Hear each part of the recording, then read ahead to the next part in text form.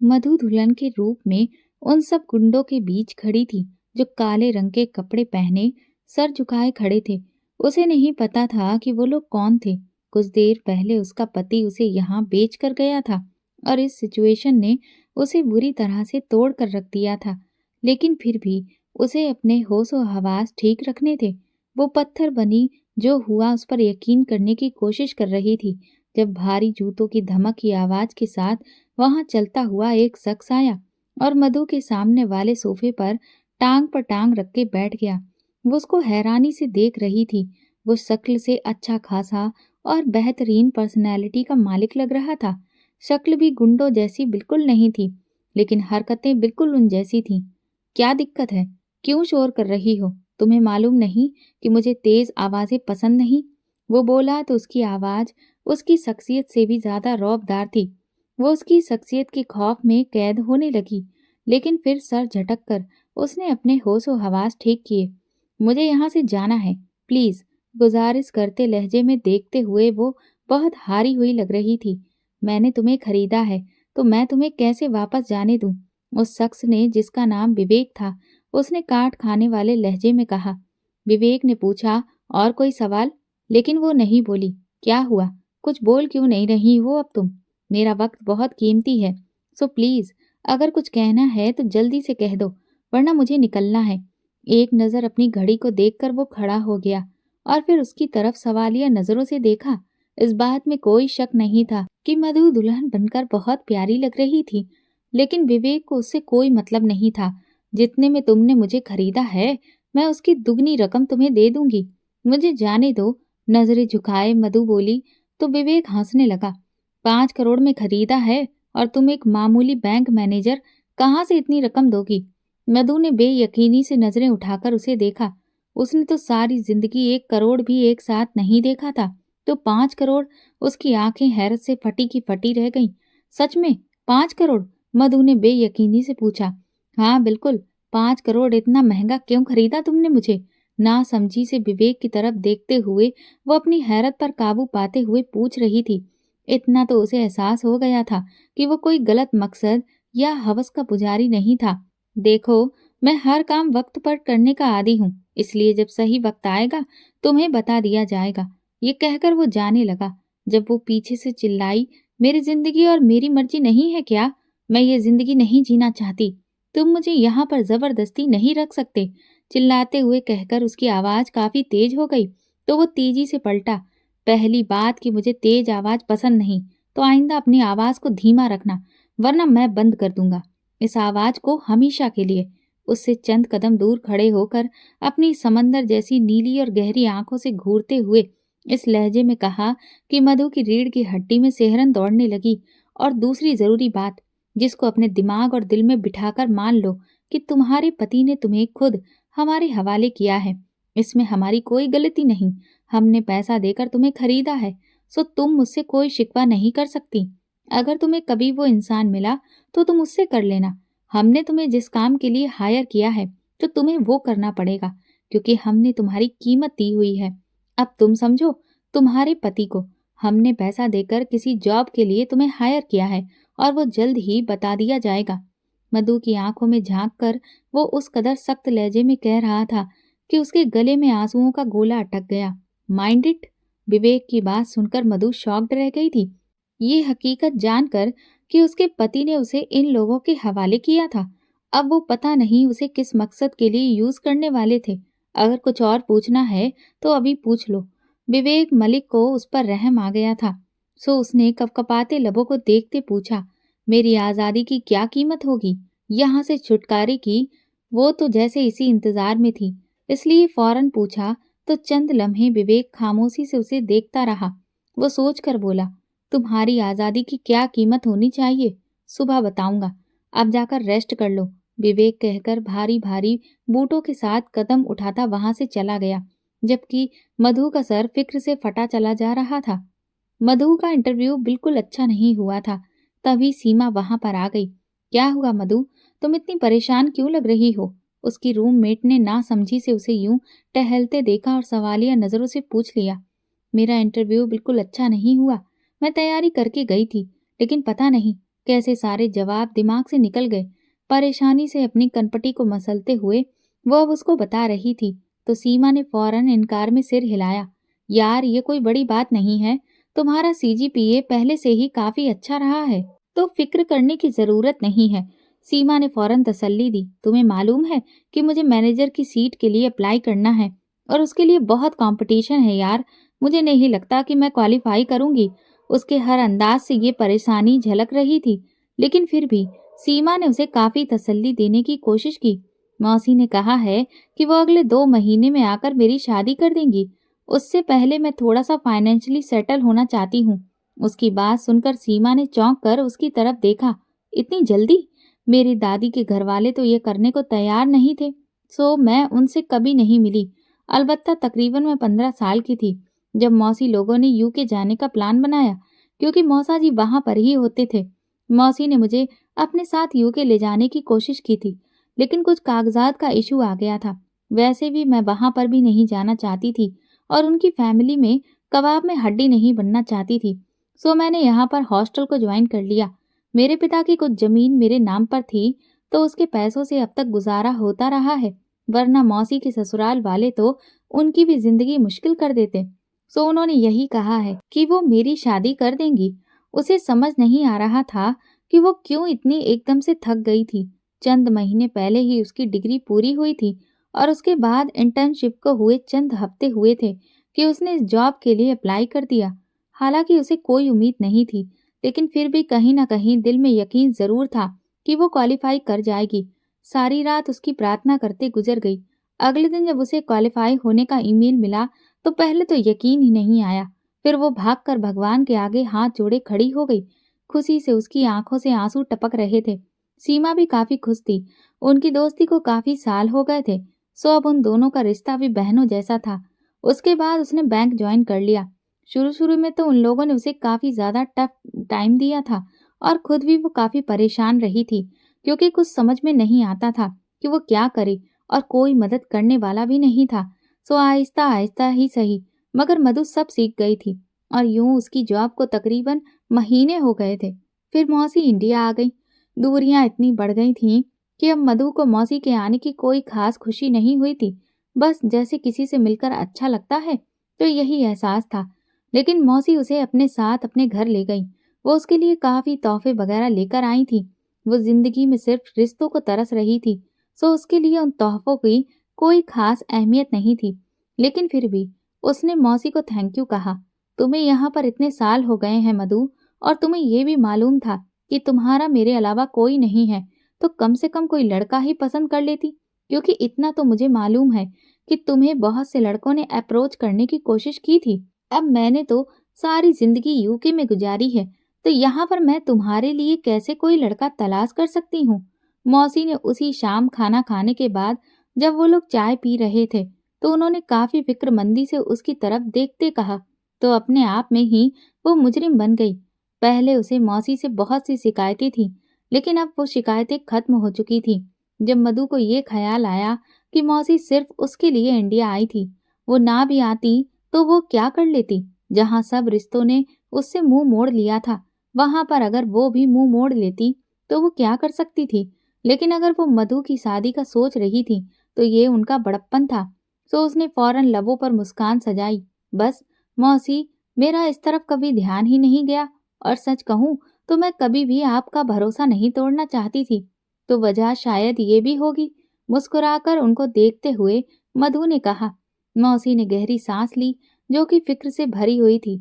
चलो, मैं अपनी किसी सहेली से कहकर तुम्हारे लिए कोई अच्छा सा रिश्ता ढूंढती हूँ। तुम अपने घर की हो जाओगी तो मैं हर तरह से बेफिक्र हो जाऊंगी। मधु का दिल चाहा कि उनसे कहे कि आपने मेरी फिक्र कब की थी, लेकिन फिर बड़ी मुश्किल से खुद को ये कहने से रोका उसने।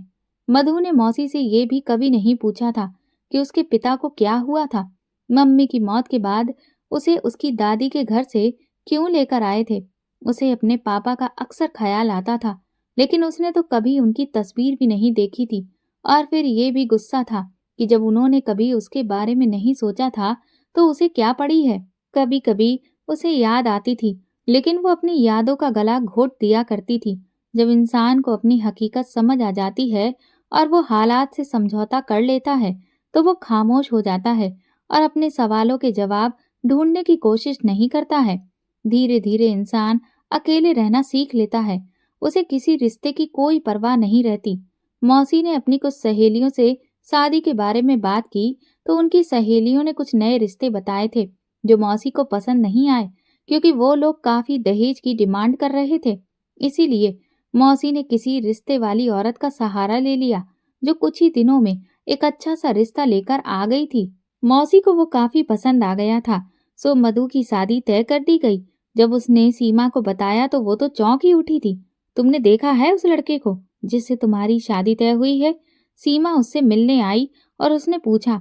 नहीं यार, मैं कहाँ से मिलती। मधु ने सीमा के लिए चाय तैयार की। सीमा बोली कि जिंदगी का इतना बड़ा फैसला करने का सिर्फ तुम्हारा हक होना चाहिए। तुम्हें कम से कम एक बार उस इंसान से मिलना चाहिए। तुम्हारी मौसी तो शादी के बाद यहाँ से चली जाएंगी। सारी जिंदगी तो तुम्हें ही उसके साथ गुजारनी है। कम से कम एक बार मिल तो लो। अगर तुम्हें सब ठीक लगे तभी शादी करो। इतना बड़ा रिस्क लेने की कोई जरूरत नहीं है। मधु ने कंधे उचकाकर कहा, यार मेरे पास लोगों को परखने के लिए कोई ऐसा पैमाना नहीं है और ना मैं ऐसा करना चाहती हूँ। मेरी मौसी काफी होशियार है। वो जिंदगी भर तरह तरह के लोगों से मिलती रही हैं। उन्हें मालूम है कि वो मेरे लिए जो भी कर रही हैं वो ठीक होगा। मैं वैसे भी अपनी जिंदगी की डोर उनके हाथों में छोड़ चुकी हूँ और अब मैं अपनी किस्मत आजमाना चाहती हूँ कि वो मेरे साथ क्या करेगी। मधु ने गहरी सांस लेकर थके अंदाज में कहा। सीमा बोली, मुझे ये समझ नहीं आता कि तुम्हारी मौसी की देवरानी के दो बेटे थे और वो काफी बेहतर हैं। अगर वो चाहती तो तुम्हारी शादी उनके साथ भी कर सकती थी। लेकिन वही है ना, उन्हें क्या जरूरत पड़ी है। उन्हें पता है कि तुम तो हो बेवकूफ और वो तुम्हें वही बना रहे हैं। तुम उनको हद से ज्यादा सीधा समझ रही हो, जबकि वो मुझे काफी चालाक लगती हैं। सीमा ने सच बोल दिया था, जिसका सामना करने से मधु बच रही थी। ऐसी बात नहीं है। तुम जानती हो, वहां पर जाने के लिए मेरे कागज तैयार नहीं, क्योंकि आईडी कार्ड में कोई मसला आ गया है। मधु नहीं चाहती थी कि उसका भरम टूटे, इसीलिए उसने ऐसा कहा।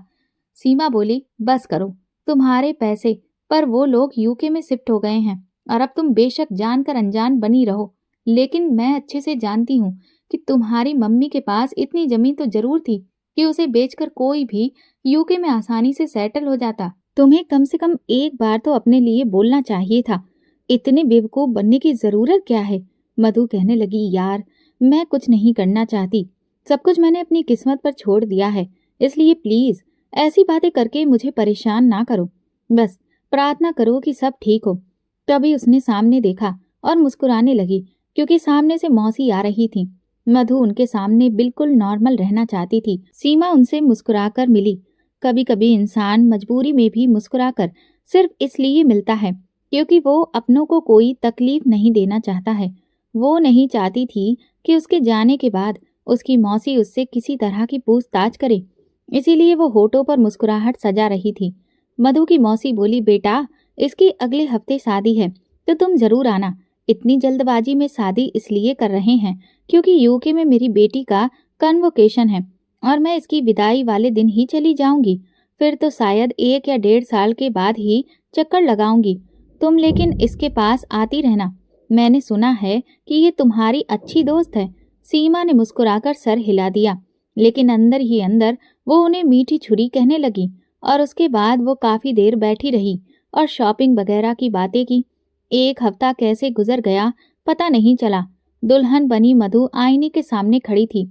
सीमा मधु के कंधों पर हाथ रखते बोली, तुम्हें पता है तारीफों से फर्क नहीं पड़ता, लेकिन मैं ये कहूंगी कि तुम दुनिया की सबसे खूबसूरत दुल्हन लग रही हो।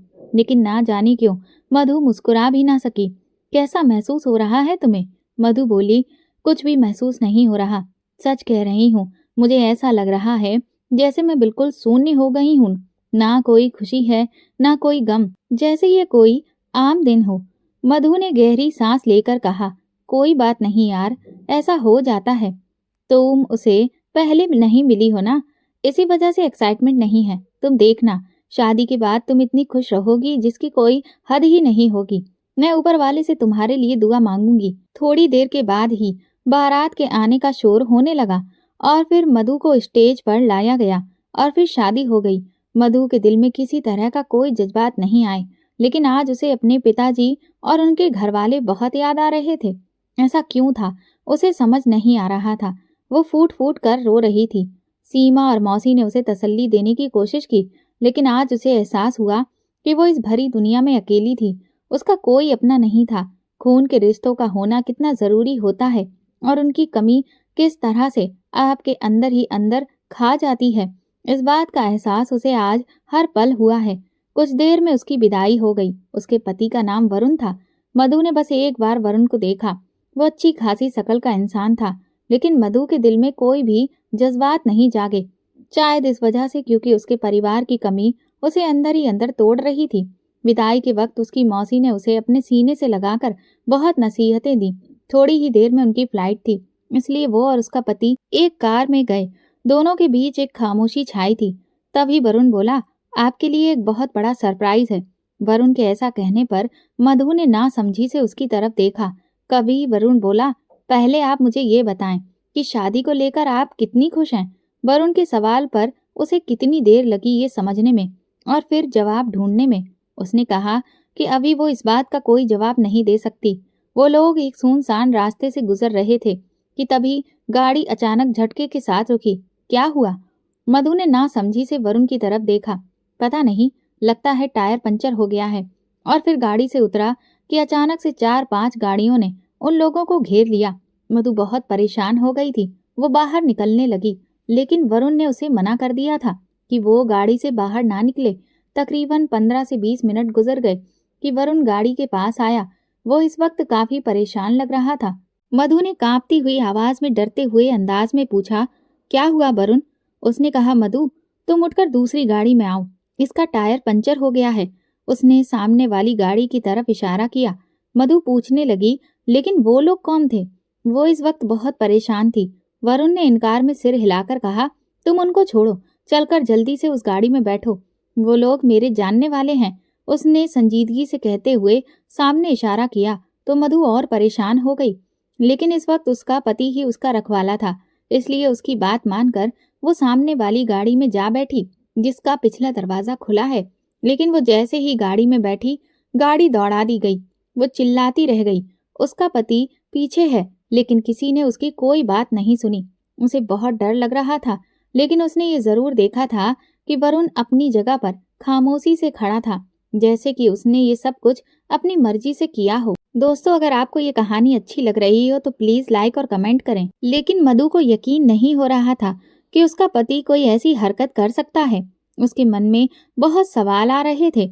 वो सारे सवालों को नजरअंदाज कर रही थी, क्योंकि उसे इतना मालूम था कि कोई भी आदमी इतना गिरा हुआ नहीं हो सकता कि वो अपनी पत्नी को किसी और के हवाले कर दे। लेकिन उसे क्या पता था कि जिंदगी अब उसके साथ क्या करने वाली है। कुछ देर के बाद मधु को एक बंगले में लाया गया। मैडम, आप अंदर चली जाएं। एक नौकर ने सर झुकाकर उसे हुक्म दिया। मैं नहीं जाऊंगी, पहले मुझे बताओ मेरा पति कहाँ है। मैं यहाँ अकेली नहीं जा सकती। वो अपने आप को कितना भी बहादुर दिखाती, लेकिन कभी भी वो अंदर जाने की हिम्मत नहीं कर सकती थी। वो इस वक्त कितनी परेशान थी, उसके चेहरे से साफ झलक रहा था। देखिए मैडम, आप यहाँ बिल्कुल सुरक्षित हैं। यहाँ आपको किसी वजह से लाया गया है, क्योंकि वो आदमी अच्छा नहीं था। अंदर जाइए, सब आपका इंतजार कर रहे हैं, नौकर ने कहा। पहले तो मधु जाना नहीं चाहती थी, लेकिन बाहर सर्दी के मारे उसकी जान निकल रही थी और इसे ये भी पता था कि अब यहाँ से निकल तो नहीं सकती, तो अच्छा यही है कि वो सुरक्षित जगह पर पहुंच जाए। फिर वो लॉन्ज में आ गई। वहां पर भी उसको उन सबसे नहीं मिल पाया जा रहा था, जिसके बारे में ये कहा गया था कि उनके ही कहने पर उसे यहाँ लाया गया है। इसलिए उसने शोर मचाना शुरू किया और चिल्लाते हुए कहा कि उनके मालिक से वो मिलना चाहती है। वो इस वक्त गुंडों के बीच में खड़ी थी, जो सर झुकाए खड़े थे। किसी ने भी उसकी तरफ गलत नजर से नहीं देखा था। लेकिन फिर नौकर ने उसे कमरे में जाने को कहा। वो बहुत डर रही थी, इसलिए अंदर जाकर उसने कमरा बंद कर लिया। वो फूट फूट कर रो पड़ी। परेशानी से उसकी बुरी हालत थी।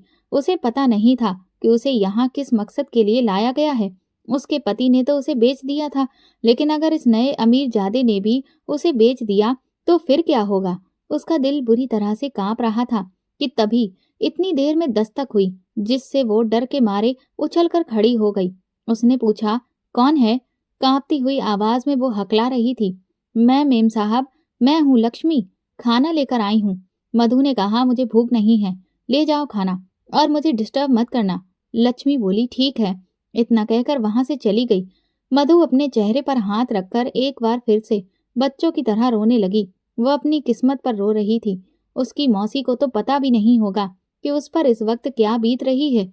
इस सारे हंगामे में मधु का मोबाइल पता नहीं कहाँ रह गया था और उसे ना तो अपनी मौसी का और ना ही सीमा का नंबर मुंह जबानी याद था कि वो किसी को मदद के लिए बुला ले। इसलिए अब उसे भगवान से प्रार्थना कर सकती थी। यहाँ पर कपड़े भी मौजूद नहीं थे जो वो चेंज कर सकती। बस अलमारी मौजूद थी। उसने जाकर अलमारी खोली तो उसमें कुछ टी शर्ट्स पड़ी हुई थी और ट्राउजर्स थे। ऐसा लग रहा था कि ये कमरा किसी आदमी का रहा है। तभी उसकी नजर बिल्कुल एक नई शर्ट पर पड़ी जो पैक थी। उसने तुरंत ही वो उठा ली और वहां से ट्राउजर निकाल लिया, क्योंकि अब सारी रात वो इस भारी भरकम लहंगे में नहीं रह सकती थी। दूसरी तरफ हम देखते हैं कि लक्ष्मी ने एक कमरे में आने की इजाजत मांगी। वहां पर विवेक बैठा सिगरेट पी रहा था। उसका चेहरा बहुत ही सख्त था। दे आई तुम खाना उस लड़की को? विवेक ने नौकरानी की तरफ बिना देखे पूछा। इस वक्त वो खिड़की के बाहर अपनी धुन में उस चांद को देख रहा था जो इस वक्त किसी नाइट बल्ब के जैसा लग रहा था, लेकिन फिर भी उसे चांद को देखना अच्छा लग रहा था। लक्ष्मी ने कहा, उन्होंने खाना खाने से मना कर दिया। इस बात पर अचानक से विवेक की हिलती हुई टांग रुक गई। ठीक है, तुम बस उसे खाने का पूछ लिया करना। वो खाती है तो ठीक है, नहीं खाती है तो वापस ले आना। बिना बात उसे फोर्स मत करना। अपनी भारी आवाज में विवेक ने हुक्म दिया। ठीक है साहब। लक्ष्मी ने इतना कहा तभी विवेक ने अपने एक हाथ को हिलाकर उसे जाने का इशारा दिया। लक्ष्मी वहां से वापस गई। विवेक खुद से ही बोला, मैं अपनी मंजिल के बहुत करीब पहुंच गया हूँ। अजय, अब तुम देखना मैं तुम्हारा क्या हाल करता हूँ। अगर मैंने तुम्हें नचाकर ना रख दिया तो मेरा नाम बदल देना। मैं नहीं जानता था कि मेरी खामोशी सच में इतना बड़ा तूफान लाएगी। उसने गहरी सांस लेते हुए सिगरेट का कस लिया। तुमने मुझे जो दर्द दिया है उसकी कोई हद नहीं। तुमने मुझे अंदर से तोड़ कर रख दिया। मैं इतना गिरा हुआ इंसान नहीं था कि किसी औरत को अपने मकसद के लिए इस्तेमाल करता, लेकिन तुमने मुझे मजबूर कर दिया। उसने अपना चेहरा आराम कुर्सी पर गिरा दिया। अगली सुबह दरवाजा खटखटाने की वजह से मधु की आंख खुली। अभी भी डर से उसका बुरा हाल हो रहा था। उसने फिर पूछा तो दरवाजे पर लक्ष्मी थी। आपके लिए नाश्ता लेकर आई हूँ मेम साहब। लेकिन मधु बहुत डर रही थी। वो दरवाजा नहीं खोलना चाहती थी। मुझे भूख नहीं है। उसने नाश्ता वापस भिजवा दिया। विवेक ने लक्ष्मी को हुक्म दिया था और इसीलिए वो वापस चली गई। मधु खाली खाली नजरों से कमरे को घूरने लगी। उसे एहसास हुआ कि ये वेल फर्निश्ड और बहुत ही प्यारा कमरा था। यहाँ की दहलीज पर पहुंचते ही उसे ये एहसास हुआ था कि ये किसी बहुत ही अमीर इंसान का घर था, लेकिन उसे समझ में नहीं आ रहा था कि उसे यहाँ पर कैद क्यों किया गया था। क्या सच में उसका पति इतना गिरा हुआ है कि वो कुछ पैसों की खातिर अपनी पत्नी को बेच गया? लेकिन फिर मधु को ख्याल आया कि वो चंद पैसे नहीं थे बल्कि पूरे 5 करोड़ थे। मधु को पसीना आने लगा।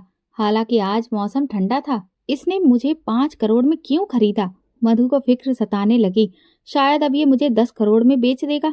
अमीर लोग ऐसे ही थोड़ी ना अमीर हो जाते हैं।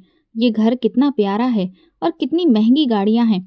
यहाँ कितने गार्ड हैं, इतने नौकर इसने रखे हुए हैं। यकीनन ये कोई इलीगल काम करता होगा। एक हम जैसे गरीब लोग होते हैं जो 2 वक्त की रोटी के लिए तरस जाते हैं और ये लोग रातों रात अमीर हो जाते हैं। हे भगवान, अब तू ही कोई रास्ता दिखा। मैं यहाँ नहीं रहना चाहती। मधु चेहरा पसीने से भीग गया था। ऐसे ख्याल उसे बहुत परेशान कर रहे थे। फिर उसने सोचा कि उस आदमी ने मुझसे कहा था कि सुबह वो मुझे मेरी आज़ादी की कीमत बताएगा। ये सोचते सोचते अब उसे तेज भूख लगने लगी, लेकिन बाहर जाने की हिम्मत नहीं थी। 2 बजे के आसपास जब लक्ष्मी एक बार फिर से खाने का पूछने आई तो इस बार मधु ने इनकार नहीं किया, क्योंकि वो कल रात से भूखी थी। उसने कुछ पलों में ही ये सोच लिया कि जब तक वो खाना नहीं खाएगी तो एनर्जी भी नहीं आएगी, तो फिर वो लड़ाई कैसे करेगी। और वैसे भी यहाँ से निकलने के लिए उसे बहुत सोचना पड़ेगा और भूखे पेट तो इतना सब सोच नहीं पाएगी। इसलिए उसने दरवाजा खोल दिया और लक्ष्मी एक ट्रे सजा कर ले आई थी जिसमें ढेर सारा स्वादिष्ट खाना था। तुम्हारे साहब कहाँ पर हैं? मधु ने सवालिया नजरों से लक्ष्मी की तरफ देखा। जी वो लक्ष्मी, तुम्हारी ड्यूटी सिर्फ खाना देने की है, बातें करने की नहीं। इतनी देर में विवेक वहां पर आ गया था। ब्लैक पैंट कोट में वो बड़ा ही हैंडसम लग रहा था। लक्ष्मी की तो सांसें ही अटक गईं, जबकि मधु भी काफी परेशान लग रही थी। लक्ष्मी वहां खाना रखकर चली गई। मधु को समझ नहीं आ रहा था कि वो वहां पर क्यों खड़ा था। विवेक ने कहा, आपसे खाना बस एक बार पूछा जाएगा, अगर खा लेंगी तो ठीक है, नहीं तो दोबारा कोई नहीं पूछेगा। यहाँ कोई आपके नखरे नहीं उठाने वाला। इन नौकरों को और भी 100 तरह के काम होते हैं। विवेक ने बहुत ही सख्त लहजे में बोला और सिगरेट पीने लगा। मधु को ना चाहते हुए भी उससे डर लगा, लेकिन ये डर ऐसा नहीं था जो अक्सर ऐसे आदमियों से लगता था जिनकी नजर खराब होती है। ये डर रौब वाला था। वो उसे इतना बुरा नहीं लगा जितना लगना चाहिए था। ये तुमने क्या कपड़े पहने हुए हैं? अचानक विवेक की नजर बड़े से झोले जैसे लटकते हुए ट्राउजर और टी शर्ट पर पड़ी तो मधु डर गई।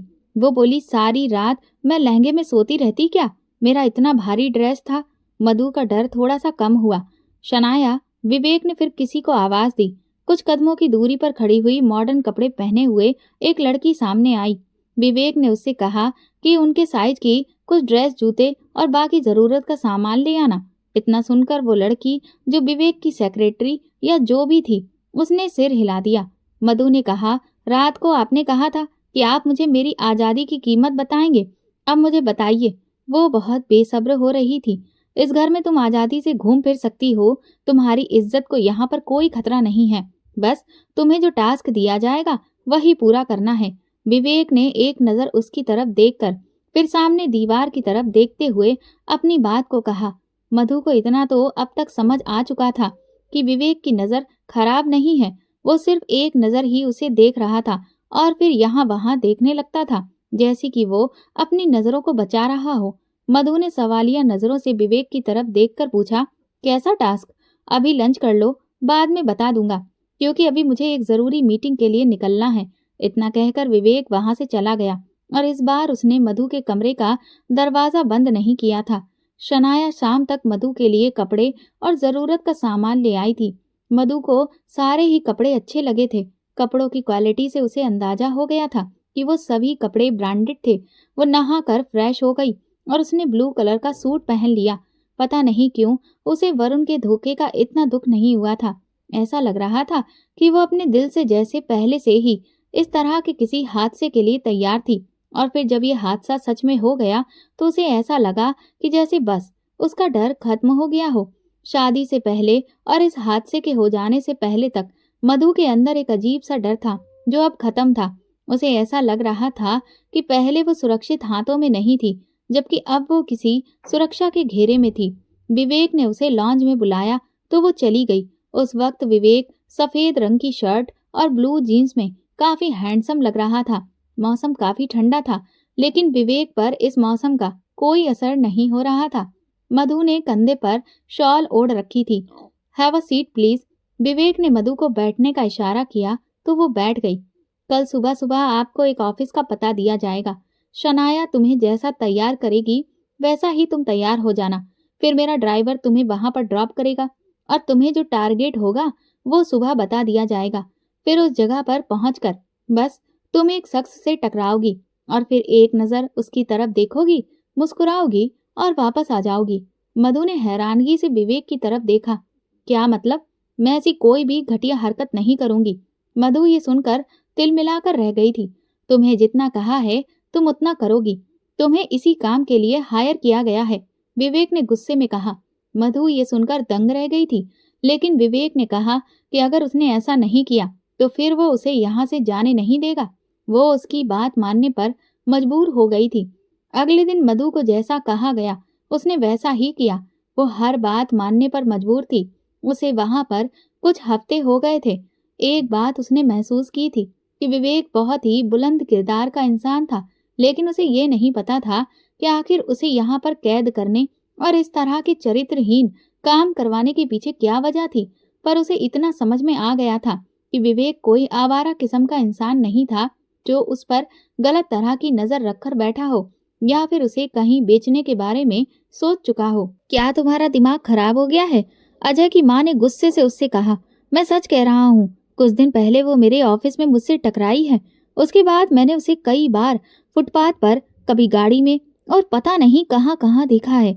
और आज तो मैंने उसे शॉपिंग मॉल में देखा है। वो बच्चों की तरह फूट फूट कर रो रहा था। अजय, मैंने तुमसे पहले भी कहा है कि वो मर चुकी है। तुम भूल गए हो कि तुमने उसे बदला लेने के लिए इस्तेमाल किया था और तुम उसे मार चुके हो। अजय की माँ ने उसे याद दिलाया था। वो बहुत बेबस लग रही थी कि उनका एक ही बेटा था और वो पागल हो रहा था। माँ, मैं अनामिका से धोखे से शादी की थी। मैंने उसकी जायदाद के लिए शादी की थी और फिर उसके पापा ने जो हीरे के गहने उसको दिए थे वो छीन कर उसे मार दिया। लेकिन वो मेरे सामने क्यों आ रही है माँ? मैं मर जाऊंगा। अजय बच्चों की तरह रोए जा रहा था। खौफ उसके हर एक अंग से छलक रहा था, जबकि उसकी माँ का बस नहीं चल रहा था कि वो पता नहीं खुद को क्या कर दे कि उनका इकलौता बेटा पागल होकर बैठ गया था। मधु अब 3 महीने से उस बंगले में रह रही थी। विवेक जब भी उसे कहता तो वो थोड़ी देर के लिए उस लड़के के सामने जाती और वो लड़का उसे दीवानगी की नजरों से देखता और फिर अचानक उसके पीछे भागने लगता तो वो वहां से गायब हो जाती। मधु को अंदर से लग रहा था कि वो जरूर कुछ गलत कर रही है, लेकिन खुद को आजाद करने के लिए वो कोई भी कीमत चुकाने को तैयार थी। आज रात मधु को रेस्टोरेंट में जाना था कि तभी वहां पर उसे वरुण दिखाई दिया। तुम? वो तुरंत भागकर उसके पास गई कि वरुण भी डर गया। तुम? वरुण उसे खौफ से देख रहा था। घटिया इंसान, तुम्हें शर्म नहीं आई? तुमने अपनी पत्नी को बेच दिया। तुम कितने गिरे हुए इंसान हो कि तुमने 5 करोड़ में अपनी बीवी को बेचा। ये कहते हुए वो रोने लगी। तब तक वरुण ने गहरी सांस ली और कहा, मुझे विवेक ने मजबूर कर दिया था। उसने मुझसे कहा कि वो तुम्हें अगवा करके ले जाएगा और मुझे भी बाहर जाने के लिए पैसा चाहिए था। फिर उसने मुझे 5 करोड़ का ऑफर दिया तो मुझे ये सौदा बुरा नहीं लगा, लेकिन मेरे वो सारे पैसे डूब गए। मैं तुमसे माफी मांगना चाहता था, लेकिन विवेक मुझे तुमसे मिलने नहीं देता। मुझे माफ कर दो और वापस मेरी जिंदगी में आ जाओ प्लीज। मैं बहुत पछता रहा हूँ। मधु ने कहा, अच्छा, ताकि तुम फिर से मुझे एक बार बेच दो। अब मधु कहीं से भी कमजोर नहीं लग रही थी। वरुण ने कहा, नहीं, मैं सच में शर्मिंदा हूँ। तुम तो सारी जिंदगी तड़पोगे। अब तुम मुझे तलाक दे दो, वरना मैं खुद तुमसे तलाक ले लूंगी। वरुण उसकी बात मानने को तैयार नहीं था। मधु वापस घर आ गई। विवेक मधु के नंबर पर अनगिनत कॉल्स कर रहा था। वो काफी परेशान लग रहा था। जब मधु घर आई तो विवेक की जान में जान आई। कहाँ थी तुम? मैं कितनी कॉल्स कर रहा था, पिक क्यों नहीं की तुमने? गुस्से से उसकी तरफ जाते हुए विवेक कह रहा था। अब मधु उससे बिल्कुल नहीं डरती थी। शायद इंसान को जहां पर अपनी इज्जत सुरक्षित महसूस लगती हो, वहां पर वो बिल्कुल सुकून महसूस करता है।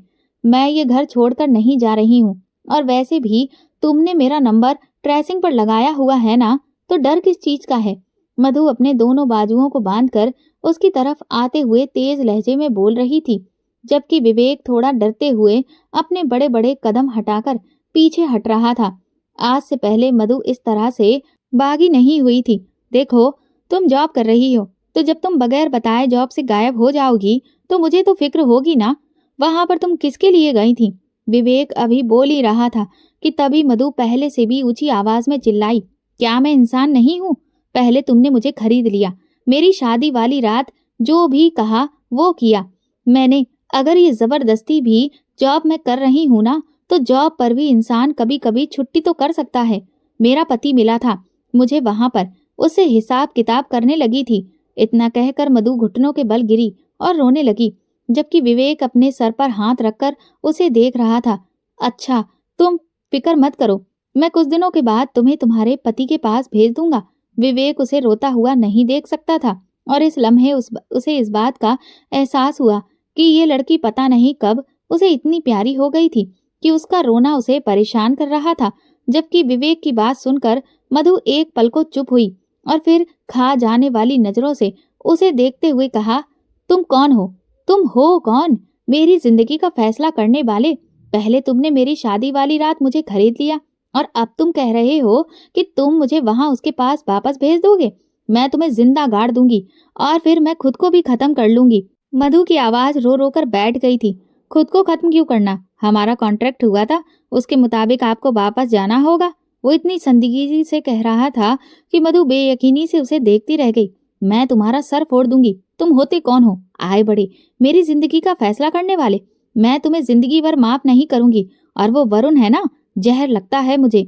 अगर मैंने उसको हवालात में बंद ना करवाया और तुम्हें भी उसके साथ में चक्की ना पिसवाई तो फिर मेरा नाम बदल देना। नहीं डरती मैं अब किसी से, क्योंकि मेरे पास खोने को अब कुछ भी नहीं है। वो गुस्से से कहकर अपने कमरे में चली गई, जबकि विवेक पीछे सर पकड़कर बैठ गया। अजीब औरत है। उसे अब अनकंफर्टेबल लग रहा था कि कैसे सब नौकरे के सामने मधु उसे झड़प कर चली गई थी। इस बार उसे गुस्सा आया तो वो भागता हुआ उसके कमरे की तरफ गया।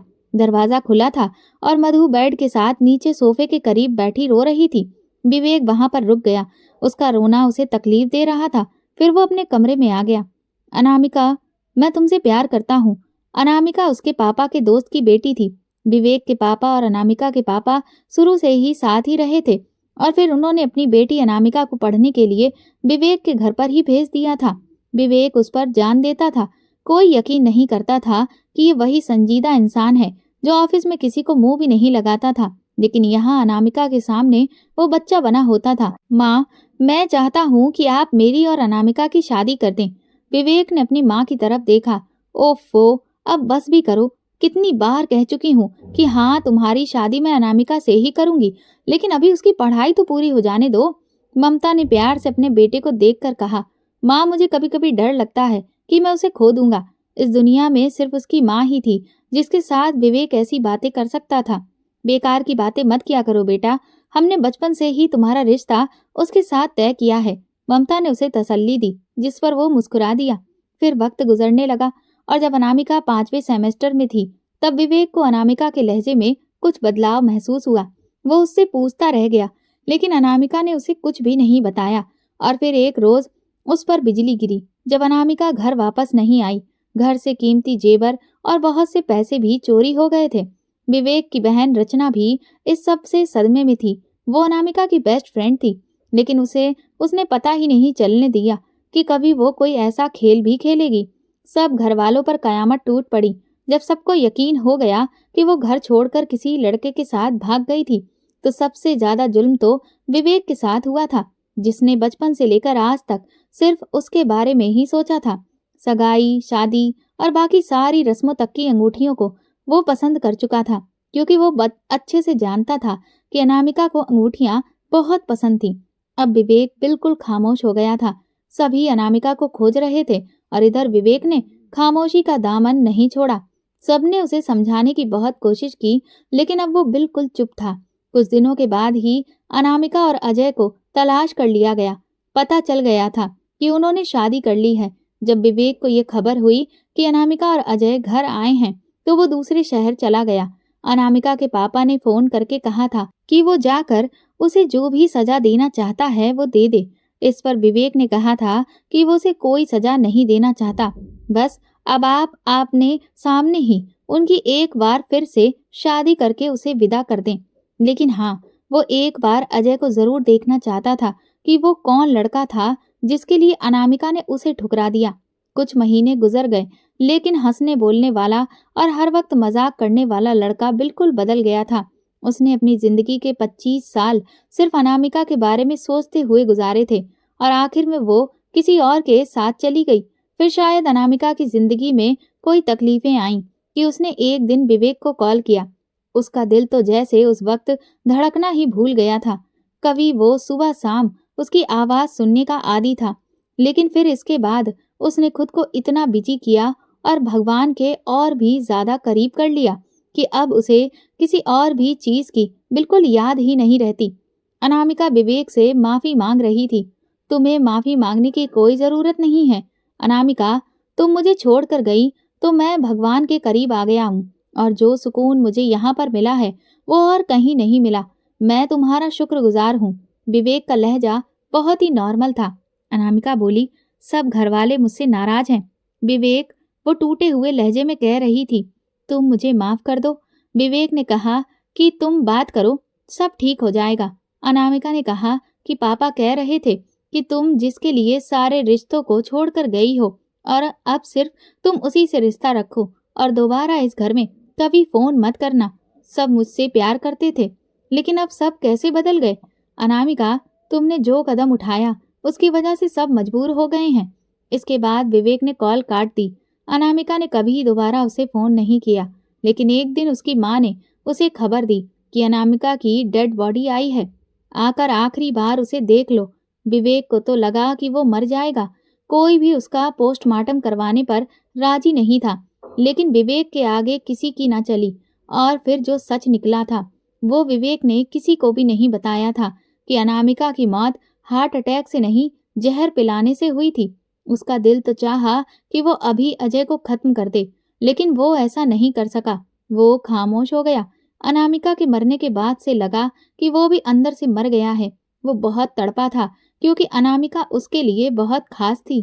फिर एक दिन उसके एक एम्प्लॉय की शादी थी। जब वो वहां पर थोड़ी देर के लिए गया तो उसे लगा कि स्टेज पर बनी दुल्हन कोई और नहीं, अनामिका बैठी है। वो तो शॉक्ड रह गया।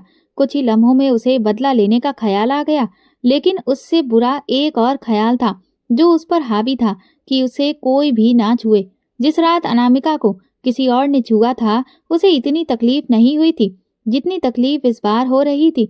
वो मधु को घर ले आया और अजय को तड़पाने के लिए इस्तेमाल किया।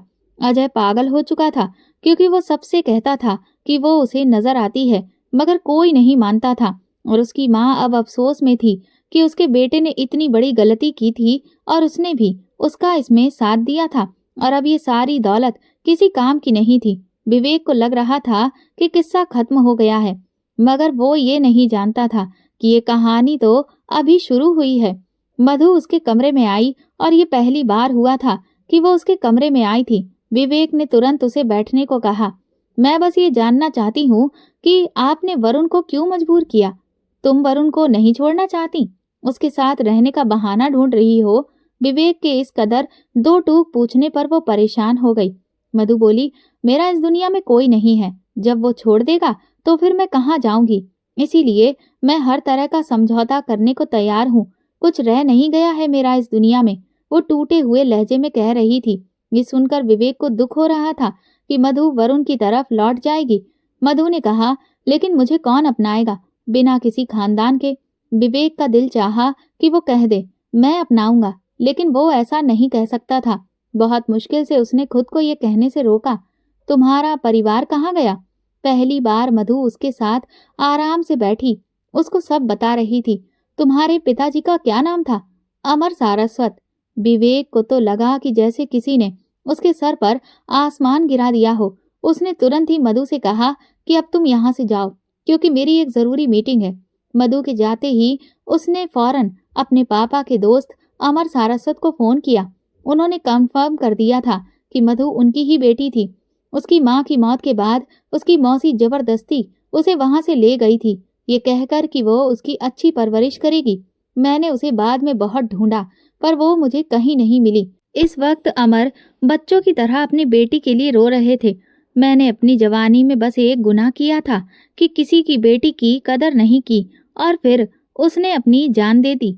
मेरी एक बेटी अपने बचपन में मुझसे जुदा हो गई और दूसरी जवानी में मुझे छोड़कर चली गई। अमर अंकल बहुत रो रहे थे और विवेक को बहुत दुख हो रहा था। कभी कभी आपकी गलतियों की सजा इस तरह भी मिलती है। विवेक ने कॉल काट दिया। फिर वरुण का नंबर मिलाया तो खबर मिली कि उसका देहांत हो चुका था। और जब ये खबर उसने मधु को दी तो उसने बस गहरी सांस ली थी और इतना कहा कि मैंने उसे माफ किया। इतनी जल्दी? विवेक हैरान हुआ। मेरे तो नसीब ही काले हैं।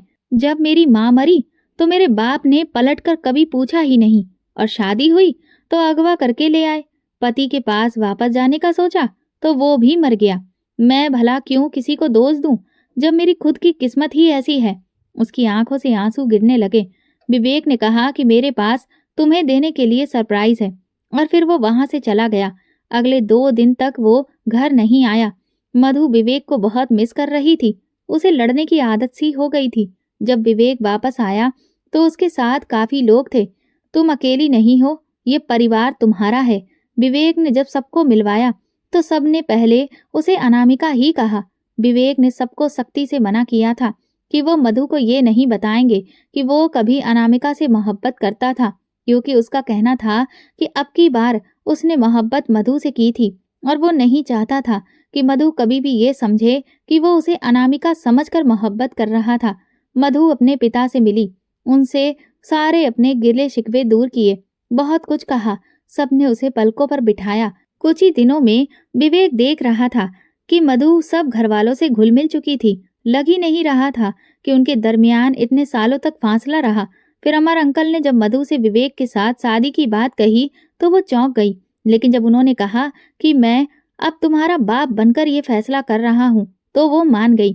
शादी की रात दुल्हन बनी मधु उसी कमरे में बैठी हुई थी। इस शादी पर वो वाकई खुश थी। इतनी चुपचाप क्यों हो? कुछ दिन पहले तक तो रो रही थी कि इस दुनिया में मेरा कोई नहीं।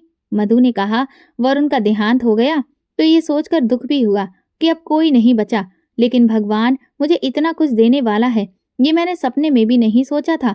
मैं तो बहुत हैरान हूँ, और सबसे बढ़कर ये कि मुझे इतना अच्छा पति मिला। तभी उसकी आंख से आंसू टपका, जिसे विवेक ने अपनी उंगली की पोर से चुन लिया। हमें यूं ही मिलना था शायद। बचपन से साथ होते तो एक दूसरे से नफरत करते, और अभी मिली हो तो तुमसे बहुत मोहब्बत है। विवेक के ऐसा कहने पर वो हंस पड़ी। विवेक ने उसे पहली बार हंसते देखा था। उसने कहा, ऐसे ही हंसती रहा करो, अच्छी लगती हो। मधु बोली, मुझे अभी भी सब कुछ सपने के जैसा लग रहा है। तभी विवेक ने उसका हाथ पकड़ा और अपने घेरे में लेकर कहा, अभी मोहब्बत का सबूत तुम्हें देता हूँ, फिर तुम्हें यकीन हो जाएगा। कि उसकी बात सुनकर मधु के गाल लाल टमाटर हो गए और वो हंस पड़ा था। विवेक ने भी कभी नहीं सोचा था कि जिंदगी एक दिन उस पर इतनी मेहरबान हो जाएगी। अनामिका के लिए वो रो रहा था, लेकिन उसे तो मधु मिल गई थी। दोस्तों, अगर आपको हमारी कहानी पसंद आई है तो प्लीज कमेंट करके जरूर बताइए, और इस वीडियो को लाइक करिए और ज्यादा से ज्यादा शेयर करिए। चैनल पर नए हैं तो सब्सक्राइब करिए, और हाँ, नोटिफिकेशन बेल को दबाइए ताकि अगली अपडेट सबसे पहले आपको मिले। धन्यवाद।